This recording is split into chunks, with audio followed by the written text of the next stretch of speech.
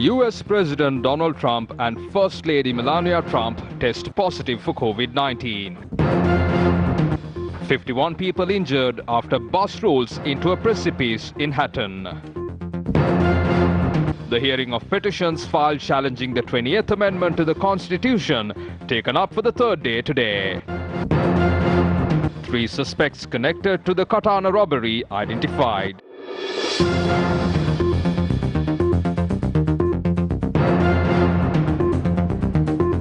Hello there, very good afternoon and welcome to Lunchtime News on TV1. Those for the headlines, now news in detail. US President Donald Trump has said he and First Lady Melania Trump have tested positive for coronavirus and are now in quarantine. 51 people were injured after a bus fell into a 25-feet precipice in Pudais along the Hatton-Diagam Road. Our correspondent said the injured include 24 students.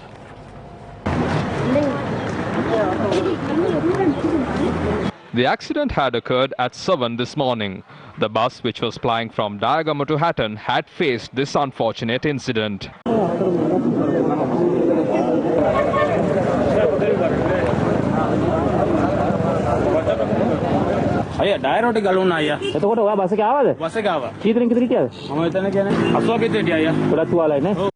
Preliminary investigations revealed the bus has veered off the road as the road was in a dilapidated state. The injured were admitted to the Dikoya Base Hospital. According to sources, the condition of the injured are not critical. The injured students are between 10 and 17 years of age.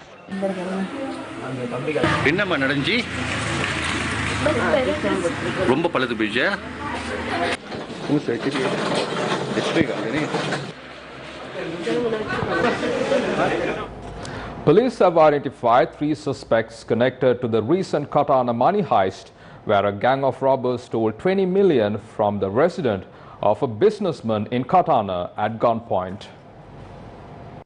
According to the police, 4 police teams are conducting investigations to locate and arrest the suspects. On Wednesday, the gang of robbers had visited the residence of the businessman located in the Akkara 50 area in Katana and made a getaway with 20 million rupees in cash and jewellery. Meanwhile, the hearings of the petitions filed against the 20th Amendment to the Constitution continued today. Counsel for the petitioners submitted to the court that the content of the 20th Amendment is so abhorrent that it cannot be even put to the general public at a referendum. President's Counsel Sanjeeva Jayawardena, appearing for the petitioners, only opposed Clause 23 of the 20th Amendment, which seeks to impose a duty on the state as well as private media to comply with the guidelines issued by the Elections Commission. He pointed out that unlike private media, state media is an instrument of the state and thus can be subject to a duty to adhere to the guidelines issued by the Elections Commission. However, he added that the state dictating terms to private media institutions on the content and time allocated to candidates would be an unwarranted intrusion on media freedom. He added that the content broadcast or published by media institutions are governed by the Sri Lanka Press Council Law, TRC Act and the Rupawahini Corporations Act, and that there is no need for an intrusion by way of a constitutional duty. Counsel, appearing on behalf of the President and the Secretary of the Sri Lanka Audit Services Association, challenged clauses 31 through to 40 and clause 56 of the 20th Amendment. The Council pointed out the removal of certain state institutions and the office of the President and the Prime Minister from the purview of the Auditor General would infringe on the control of public finances vested with the Parliament under Article 148 and as per Article 76 of the Constitution. Parliament cannot abdicate its functions to an alternate body. He added there are 117 companies where the state has more than a 50% stake and are registered under the Companies Act that would move out of the purview of the Auditor General under the provisions of the 20th Amendment. He further submitted that these companies control assets of over 3 trillion rupees and that powers of the COPE and COPA to review their decisions would be hindered, and thus it infringes on the sovereignty of the people under Article 3 of the Constitution, which is an entrenched provision under Article 83, and as such these clauses have to be placed before the general public at a referendum. The state ceremony to celebrate the Children's Day was held in Apegama in Battaramulla today. The event was graced by Prime Minister Mahinda Rajapaksa. This year's Children's Day celebration is held under the theme Our Country in Our Hands.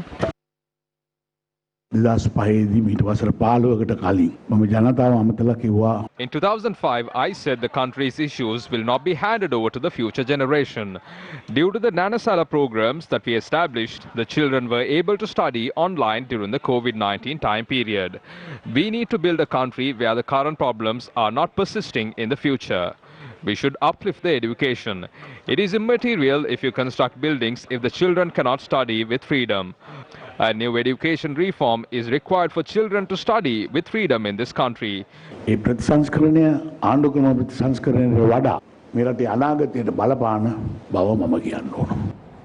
Customs has commenced investigations into more than 300 luxury vehicles which were imported to Sri Lanka during the COVID-19 pandemic period.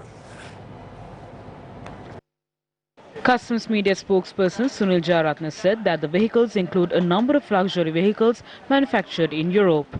These vehicles have been imported to the island during last April and May. He further said that most of these vehicles were imported by public servants using duty-free import permits. Investigations have revealed that some of the letters of credit were issued before the imposition of government regulations, while the other letters of credit were issued after the imposition of regulations. Accordingly, the customs said that there is a possibility for these vehicles to be confiscated. Many of these vehicles were brought to the Colombo port in containers from European countries, and other vehicles were also brought to the Hambantota port. The customs revealed that further discussions are being held with the Director General of Customs, the Ministry of Finance and the Controller of Imports to take a final decision in this regard. The government suspended the import of vehicles last May with the aim of curbing the import costs. Rural schools across Sri Lanka will get a much-needed boost thanks to a new learning initiative launched by Gammadda in partnership with University of Moratuwa. Sri Lanka's largest rural development movement and the nation's leading engineering university will launch #TechBusSL, a deep blue technology-packed semi-trailer truck at the Takshila Mahavidyalaya School in Mahavilachya, Anuradhapura today to coincide with Children's Day. The tech bus will have demonstrable technology in a show-and-tell one-day program aimed at providing a digital experience to students, including robotic devices. The experience has been designed keeping student engagement and collaboration in mind, including a design lab to be launched later. #TechBusSL is expected to tour many parts of the island and expand beyond schools as well, taking technology to rural communities across Sri Lanka. The Thammitigama village in Mahavakurunagala is facing a dangerous situation due to the encroachment of wild elephants. A herd of elephants encroached the village and had damaged a house in the area. The villagers say the herd has been destroying the crops over the past few days. Our correspondent said people living in Watupalagama, Thammitagama, Madagama, Ipologama, Maningamwa, Palamagedara are facing severe difficulties owing to the wild elephant threats.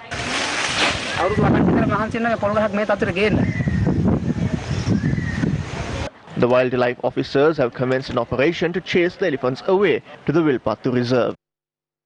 From that, we bring to a close this edition of Lunchtime News on TV1. For details of these stories and much more, simply log on to our website www.newsfirst.lk. For the Newsfirst team, I'm Martin Satyanesan, along with producer Hajira Mohid. You have yourself a wonderful day.